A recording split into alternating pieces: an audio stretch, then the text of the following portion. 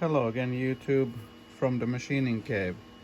This time I'm fiddling with the Emco CNC, and I have not been too happy about the coolant flow on the original nozzles.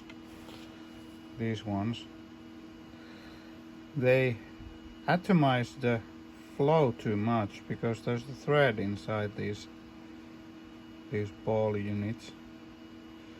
And I wanted to try 3D printed slotted nozzles because I wanted more flow from the cooling system. If I open up the valve fully with these just they make a small stream and a huge mist because there's too much pressure to push on through these nozzles. But anyways, I'm going to put this back and test, and let's see how it does.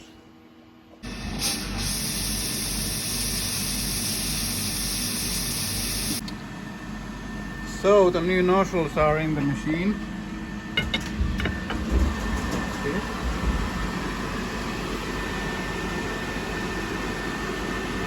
They're in the frame now.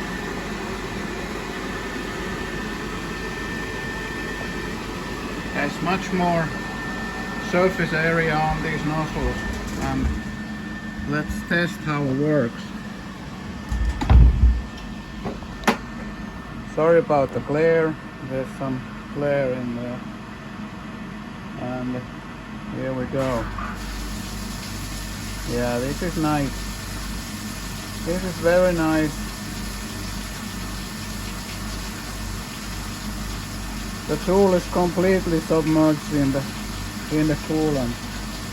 Let's put some revolutions into it.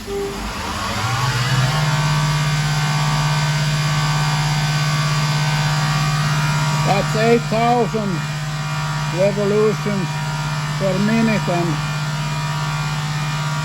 there is some splatter from the tool, but it's way much better than it was.